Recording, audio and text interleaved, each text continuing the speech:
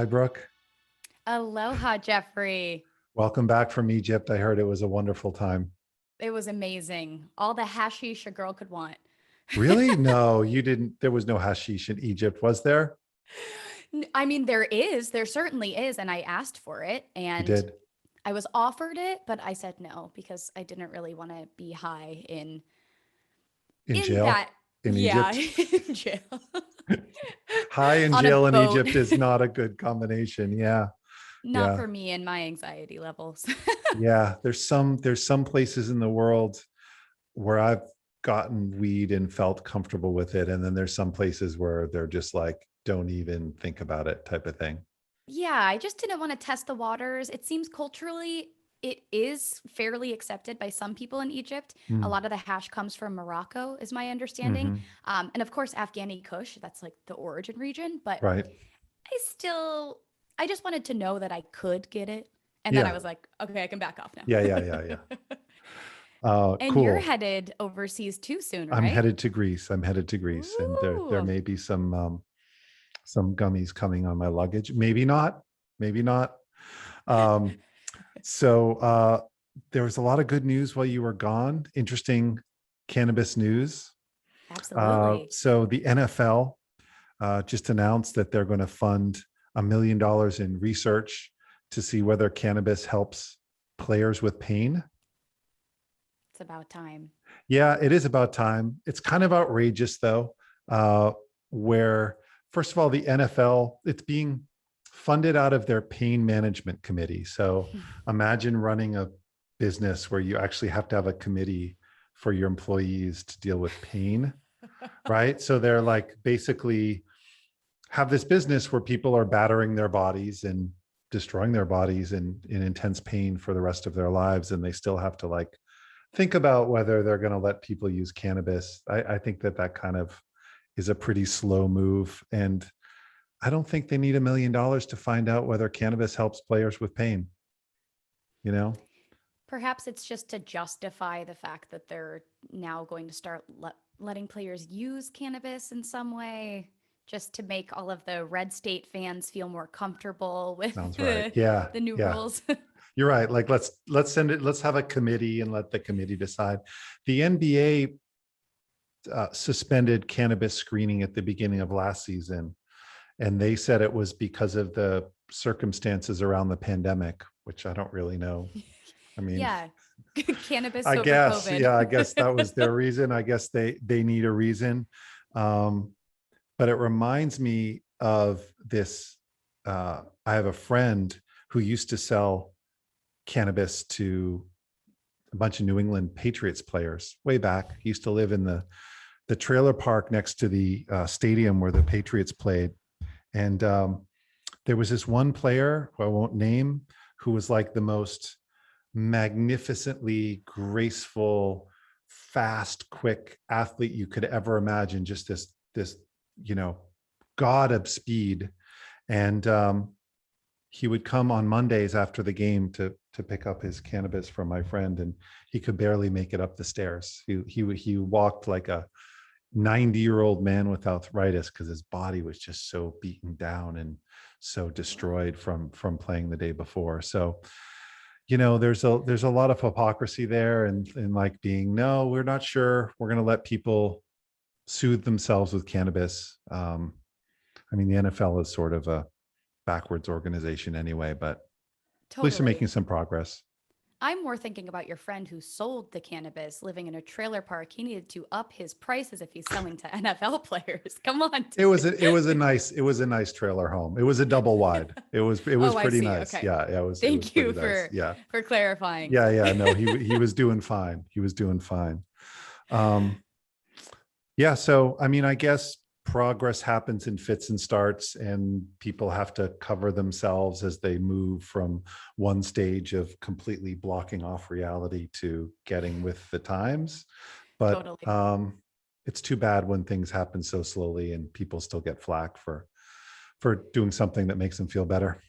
Yeah, absolutely. The NFL has taken a very, very long time to address the constant pummeling of human forms that they Yeah. subject all of their employees to. But One thing that I thought was really interesting about this article as well was that the pain committee had mentioned even they mentioned there's so few studies that we can, Sure. earnestly rely on to use cannabis as a substitute for opioids for our players that we need to invest in our own research. Good point. A Good million point. dollars isn't going to do much though. Yeah.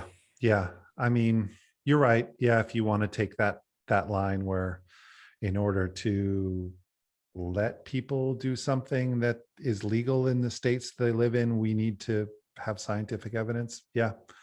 Yeah. The scientific evidence will help. It will help once, but it's really about whether the chicken or the egg. It's kind of a problem. There's not enough evidence. And so people won't let it be studied. Yeah, well said. Another employer was in the news last week, General Motors, who they're the United Auto Workers, who's obviously their big union based in Michigan, um, is pushing GM to allow workers to use cannabis, obviously in their non-work hours, and to basically not screen for cannabis. So another big, relatively Huge. conservative organization. In this case, it's pretty clear that um, it's competing for workers. That's kind of like there's not enough workers anymore that want to work, backbreaking labor and, Right? and so they're having trouble with getting workers. And so this is a way of sort of opening up the labor force a little bit. It feels very exciting. And I think that will be a domino effect through a lot of other major industries. And what weren't we talking about? Amazon? Yep. They're Yep. no more urine tests for anyone. Just throw away the drug tests altogether, America. We don't need them anymore. Right. Yeah. I mean, I guess it's follow the money, and now that the companies are having trouble finding workers, ruling out 20% or 25% of the population that claims on surveys to use cannabis, then you just can't, you're only competing for 75%. Mhm. And yeah, I guess uh, that'll cause some change. So we'll see. You know what's really interesting to me is that there's not, speaking of drug tests, Yeah. that there's not a better form of technology available by now for these Mm. corporations. So GM is saying, let's just open the doors and allow people to use cannabis in their off hours. Right. But that's all on the honor code, right? Yeah. Because drug testing doesn't tell you if someone is, high on weed right now or if it was in their system from 24 hours ago. So Right. I find that to be, we need to catch up there. That might help a little bit alleviate some of these employment issues as well. Yeah, that is a big deal. And you can smell alcohol in someone's breath, and it's easier to see if they're impaired from some other substances, I would imagine. Obviously, it should be about work performance. And, fact is, I know a lot of people who are medicated all the time, and that's the way that they are highly functional. But you're Yeah. right; it's hard to test for, and that's kind of freaky. And for driving too, that's been brought up quite a bit. You can't test on the road for, there have been a bunch of technologies that seem to claim to do that, but they don't really work well enough to have scaled. Yeah. Well, maybe Amazon will put money behind that.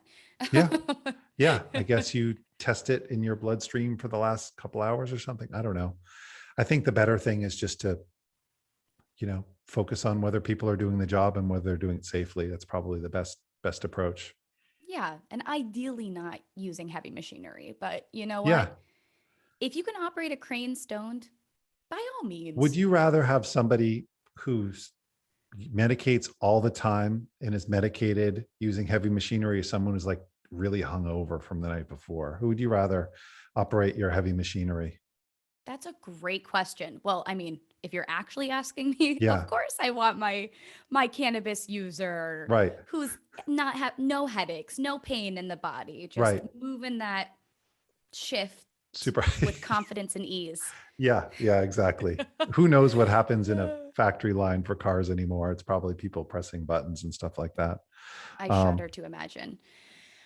Well, I've got some interesting stories for you as well, Jeffrey. Wonderful. Wonderful. Let's hear it. Coming out of Connecticut, we've got great news. Connecticut lawmakers sent their governor, Ned Lamont, an adult use legalization bill, and he has confirmed he is going to sign it into law. Yay for Connecticut. Don't pop the champagne just yet, but everything looks like it's good to go. Mhm. And in a news interview, he was asked if people can expect to see the governor smoking a joint after legalization. And he, this cheeky little governor, he said, and I quote, "Time will tell." And the reporter was laughing and was totally shocked, like, Yeah. really? You're open to it? Mhm. And Ned, perfect name, he nodded his head and he said, "Not right now, but we'll see." And of course, in stoner speak, that means absolutely yes. I'm already smoking. That's why I'm passing this Right, legislation. right, for sure. Yeah, that's definitely there. And I saw the video, and Ned looks like kind of somebody who is a member of a country club, and pretty straight laced guy. But you could see Unsuspecting. kind of a sparkle in his eye when he was like, "Yeah, yeah." And when I saw that, I realized the one thing that we don't talk a lot about with cannabis legalization is that, cannabis makes a lot of people really happy. Mhm. I mean, it's like there's a whole component to smoking weed that's just, you know, it's fun and it's a wonderful thing. And you could see that in this governor, this old school white bread governor who he was like, I can't friggin' wait. And I'd like to bring that a little bit more into discussion of politics. Like, guys, this makes people happy, like Mhm. let's have more people be happy. Why not? Why stop people from being happy? Allow for enjoyment, even for politicians. Even for even for politicians, exactly. They deserve um good days too. so speaking of politicians, and this is getting to our stat of the week, Yeah. or we could insert a stat of Do, the do, do, week. do. Boop, boop, boop, boop, stat of the week. um So this isn't really super old news, but it's connected to some new things that are going on. So 70% of towns in California don't allow dispensaries and they don't allow delivery. And that obviously is really terrible for the people that live in those places, especially if you're homebound or you're disabled or you're old. Like, not everybody can drive 45 minutes. A lot of people don't have cars. Like, it's just that really sucks. And Florida, I don't know if you followed this while you were gone. The Florida Supreme Court just struck down another ballot initiative, and it just seems like, I mean, I'm under no illusions that we live in a democracy, but when you see it happen, like, there's clear will of the people um, to allow people to exercise their freedoms to do something, and you have all these different layers of government striking it down, and those layers are lifting over time, and it's inevitable that we will have freedom when it comes to cannabis. But it's super frustrating to see that happen. Absolutely. And it really makes you wonder what is going on because Hmm. Florida has such huge medical grow Yeah. operations, massive scale. I think some of the largest in the country. Do they not have a hand or a desire to open the adult use market? It's very confusing for me, that state in particular.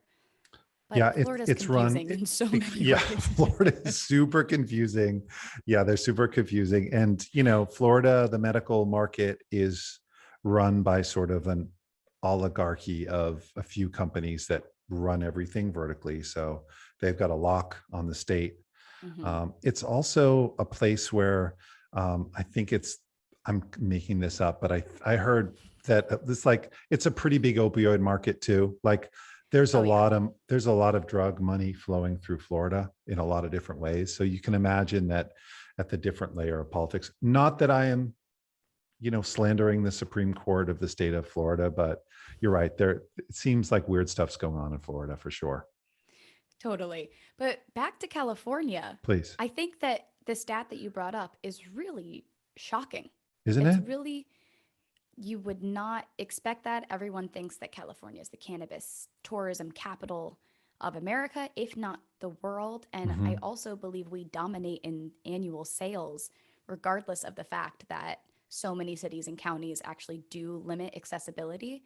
But I was looking up this article that I will send you, and for Hmm. everyone listening, it's very interesting. It was on the Orange County Register.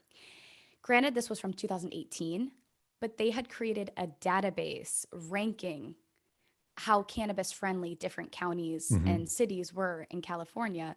And Riverside County came up as the most cannabis open. They have the highest number of cities allowing for both dispensaries and things like that. And then Los Angeles County and Humboldt and Monterey, et cetera, all of the very, very blue cities in our state. But yeah, What is it's so Riverside? I'm good. sorry, I don't know what happens in Riverside. Oh, well, I'm not a geography person. I Well, have you no just idea. said Riverside. It's ironic, It's Riverside. in California. Okay. Okay. Yeah. Riverside County though has they had Number like one. the highest score Huh. Okay. for Well, allowing for if cannabis businesses in their county. if anybody who knows anything about Riverside County is listening to this podcast, please let us know Yeah, please let Brooke what's know. going on, what's going on in Riverside. Um, yeah, I mean, it's still so early for the development of these markets, and there's not enough dispensaries, and but it's just too bad that a whole state can pass with an overwhelming majority to legalize something, and then all this local control can make it hard on the people that are, that get screwed over the most all the time, which are people that are um, they don't have access to being able to move around anytime they Right. want to. And it really condenses the industry. It collapses it into just a few places in California Yeah, and limits opportunity and yeah, makes it more competitive and expensive for the counties and cities that yeah, do yeah. That's allow for an true. industry. That's true. That's true. Ah, it's a pickle, Jeffrey. It'll work itself out. Um, so I thought we could talk about the controversy of the week. I've That's the insert dance. sound. Look, that's a nice animated GIF for controversy of the week. Perfect. Great. So this my colleague Taylor Jones, who works at Pistol Data, posted today on LinkedIn about low THC flower and whether that's a good thing or whether it's needed in the market. And it reminded me of this controversy that somewhat talked about in cannabis around limits for THC, because there are different rules in different states, in different Mhm. countries, because Canada has its own rules for limiting the amount of THC in edibles mainly. But the Connecticut bill actually limited the THC percentage in flower to 30%. So there's kind of drawing lines around the strength of different cannabis products. And I think that's fairly controversial about whether that's a good thing or a bad thing. What do you think? What do I think? Well, Yeah. the whole THC concentration conversation, I am certainly not a leading expert on the matter, but I do know that we as consumers get tripped up on the significance of a THC Mm, percentage in a product, mm. believing, particularly when it comes to flower, that the higher THC, the more high you'll get. So I think it's a little bit ironic that legislation is trying to incorporate some kind of limitation on something that might actually be irrelevant from like a expert cultivator's point of view. Mm. That's just one Interesting. thing. So you're saying high THC flower does not get you more high necessarily? Not necessarily. Like, Hmm. THC percentage does matter, but other cannabinoids, Sure. terpenes, all of those things, the more rich and robust the particular strain is in all of these different aspects, the more of a feeling or sensations the user will gain. Um, but I think that it's probably a little bit helpful for just because there's a limit, like in California, I believe edible is limited to 100 In a milligrams. package, and then 10 per Yeah. unit, basically. Yeah. Uh, just buy more if you Yeah. need 200 milligrams. I do know that some people, of course, need extremely highly concentrated THC Yeah. edibles for medicinal reasons. So I'm actually not sure if the medical market allows for a different They do, amount yeah. of THC. I think that's a good point. Where there is a medical market, allowing people who need a high level of THC for their own purposes because they're either have a high tolerance or they need like a really big dose to deal with ever physical Right. issues they're dealing with or emotional issues. Um, um, and I guess, yeah. And I also like your point about consumer confusion. I wonder how many people really know how to read. Just think about edibles, like what the difference is, whether 50 milligrams or 10 milligrams. So some standardization probably helps consumers. I think it's reasonable, even though I have a little bit of a libertarian streak when it comes to cannabis. Um, and I totally respect that medical aspect to it, but I think it's reasonable. You know, you read occasionally about like people going to the emergency room because they're like they're so stoned they think they're about to die, and of course they don't. But like, you know, there people are like you know, and it's usually because of they've had too much edibles. So it's probably a good thing for the consumer to sort of like just standardize and make sure that doesn't happen. Yeah, at least for now, perhaps. I think regulation is necessary for the forward movement of legalization. So if this is where we get cut back a little bit, so be it.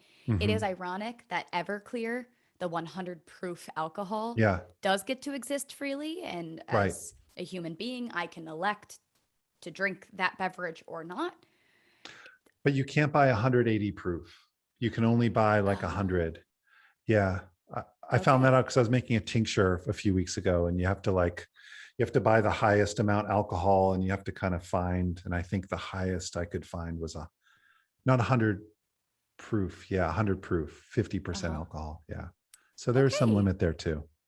I Interesting. think it's Good to also know. because it can explode because it's alcohol. So you know, How did the tincture turn out? What'd you make? the tincture turned out pretty good. I haven't quite experimented with it enough to know like exactly how well it works or what dosage or all of that type of thing.